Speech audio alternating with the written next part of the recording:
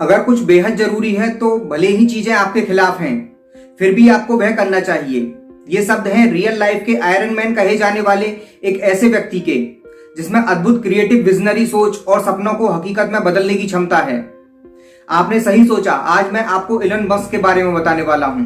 मैं विमल कौशिक आपका अपने चैनल मोटिवेशन विद विमल कौशिक में स्वागत करता हूं। यदि आप मेरी वीडियो पहली बार देख रहे हैं तो चैनल को सब्सक्राइब कर लें और नोटिफिकेशन बेल को भी प्रेस कर लें, जिससे मेरी आने वाली वीडियो सबसे पहले आप तक पहुंचती रहें। चलिए शुरू करते हैं। इलोन मस्क का जन्म 28 जून 1971 को साउथ अफ्रीका के प्रिटोरिया में हुआ। इलोन मस्क के पिता एरोन मस्क, जो कि एक इंजीनियर होने के साथ साथ एक पायलट भी थे। इनकी मां मे मस्क, जो एक मॉडल और डायटीशियन थी। 1980 में इनके माता पिता का तलाक हो गया। उस समय इलोन मस्क 9 साल के थे और तब वे अपने पिता के साथ साउथ अफ्रीका में रहते थे।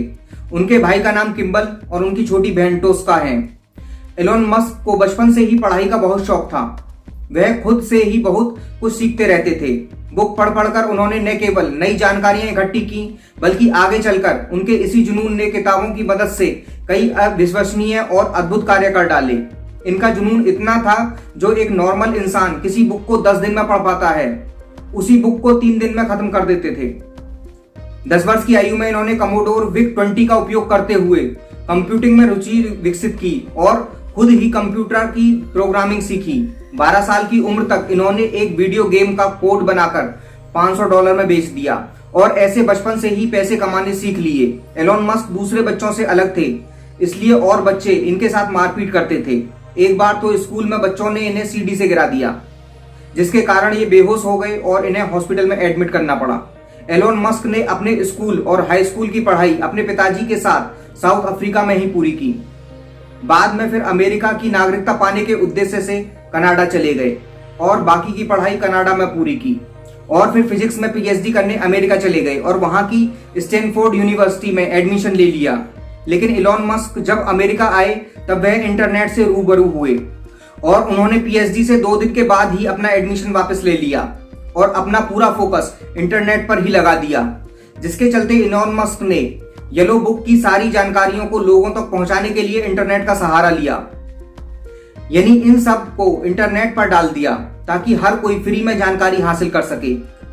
इसके लिए उन्होंने अगस्त 1995 में अपने भाई के साथ जिप2 नाम की एक सॉफ्टवेयर कंपनी शुरू की, जिसे आगे चलकर कॉम्पैक्ट ने $360 मिलियन में खरीद लिया। इस कंपनी के बिकने के बाद एलोन मस्क को $22 मिलियन मिले।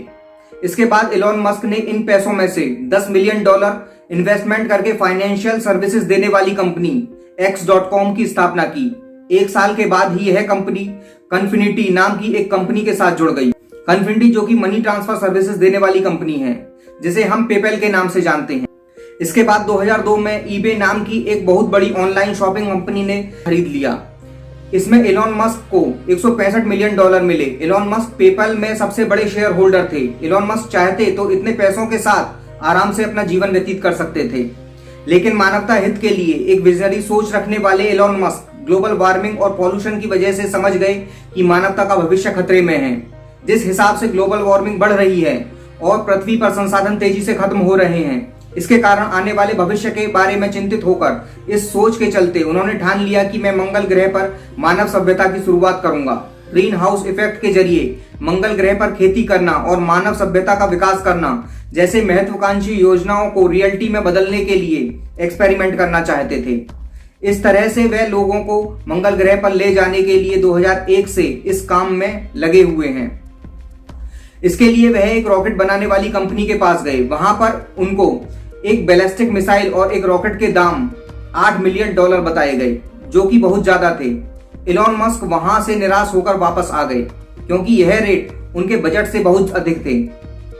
रॉकेटों का रेट उनके अंदाज से कहीं अधिक निकला, लेकिन उन्होंने हार नहीं मानी और ऐसी कंपनियों के पास गए जहां रॉकेट के अलग अलग पार्ट बनाए जाते थे और असेंबल किए जाते थे, और उन्होंने रॉकेट से जुड़ी हर एक जानकारी को इकट्ठी की। सारी जानकारियों के बाद जब कैलकुलेशन की तो पूरे रॉकेट के बनाने की लागत उसकी मार्केट वैल्यू से बहुत कम थी। इन सब के बाद इन्होंने तय कर लिया कि क्यों ना अफोर्डेबल रॉकेट बनाया जाए। बस फिर इन्होंने बुक और इंटरनेट की हेल्प से ही रॉकेट साइंस को समझ लिया। इनके पास इसकी कोई फॉर्मल डिग्री नहीं होने के बावजूद भी इन्होंने एक टीम बनाई और स्पेसएक्स नाम की कंपनी तैयार कर दी। उसमें उनका उद्देश्य रॉकेट टेक्नोलॉजी को यूज करते हुए रीयूजेबल रॉकेट बनाना था। इसके बाद इलॉन मस्क ने एक ऐसा सपना देखा जिसमें उन्होंने कहा कि 2030 तक इंसानों को मंगल ग्रह पर भेजने की पूरी कोशिश करेंगे। इतना ही नहीं, उन्होंने 2003 में 2 लोगों के साथ मिलकर टेस्ला नाम की कंपनी की शुरुआत की। टेस्ला कंपनी में इन्वेस्टमेंट करने का मकसद लो कॉस्ट में इलेक्ट्रिक कार बनाना था। टेस्ला कंपनी की इलेक्ट्रिक कार की खासियत से पूरी दुनिया वाकिफ है। ऐसा नहीं है कि उन्हें ऐसे ही सफलता मिलती चली गई। स्पेसएक्स ने 2006 में अपना पहला रॉकेट लॉन्च किया था, लेकिन लॉन्च के 41 सेकंड में ही रॉकेट में ब्लास्ट हो गया। इसके बाद फिर से पैसे इकट्ठे करके दूसरा रॉकेट बनाया और लॉन्च किया। इसके बाद रॉकेट अंतरिक्ष तक तो गया, लेकिन ऑर्बिट तक नहीं पहुंच सका। फिर से तीसरा रॉकेट तैयार किया और लॉन्च किया, तो रॉकेट स्पेस में जाते ही ऑफ रूट हो गया। इतने फेलियर और रॉकेट बनाने में इतना पैसा खर्च हो चुका था कि उनकी समझ में कुछ नहीं आ रहा था। स्पेसएक्स कंपनी अब दिवालिया होने की कगार पर पहुंच चुकी थी। इधर पैसे की शॉर्टेज होने के कारण टेस्ला में फंडिंग नहीं हो पा रही थी। इसके चलते इलेक्ट्रिक व्हीकल पर काम कर रही टेस्ला कंपनी भी ठप हो गई। इतनी सारी फेलियर्स के बाद यदि कोई नॉर्मल इंसान होता तो कब का हार मान गया होता या तो सुसाइड कर ली होती, लेकिन इस इंसान ने अब तक हार नहीं मानी। हाँ, निराशा बहुत हुई, लेकिन इतना सब कुछ खो देने के बाद भी उनके हौसले बुलंद थे। इस बार भी इलॉन मस्क ने सोचा कि फिर से दांव लगाऊंगा, या तो सफल होकर इतिहास बना लूंगा या फिर कंगाल होकर फिर से मेहनत करूंगा, और बची हुई सारी संपत्ति लगाकर चौथा रॉकेट तैयार किया। रॉकेट के लॉन्च की उल्टी गिनती शुरू कर दी गई। सभी की नजरें उस रॉकेट पर थीं। अब इलॉन मस्क का भविष्य दांव पर लगा था। रॉकेट लॉन्च होने वाला था। सबकी धड़कनें मानो रुक सी गईं। रॉकेट लॉन्च हो गया और मिशन सक्सेसफुल हो गया।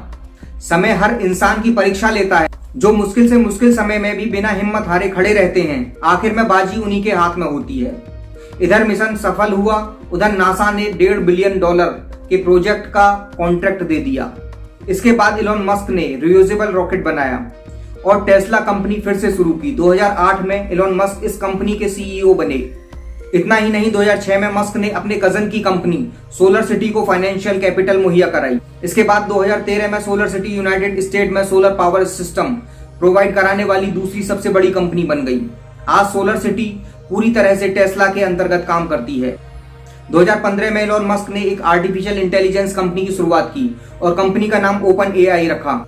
2016 में इलॉन मस्क न्यूरालिंक नाम की कंपनी के को फाउंडर बने। यह कंपनी आर्टिफिशियल इंटेलिजेंस और ह्यूमन ब्रेन को आपस में जोड़ने में लगी हुई है। इलॉन मस्क महान व्यक्तियों में से एक हैं। महान व्यक्ति वही होता है जो पैसे के लिए नहीं बल्कि दुनिया के लिए काम करता है। इलॉन मस्क भी ऐसा ही करते हैं जिससे दुनिया का फायदा हो सके। वह बड़े से बड़े काम करते हैं जो कि इस दुनिया के लिए जरूरी हो। इसके लिए उन्हें चाहे कितना भी बड़ा रिस्क क्यों ना लेना पड़े। इलॉन मस्क कहते हैं, मैं वह सब करता हूं जो इस जीवन के लिए करना जरूरी होता है।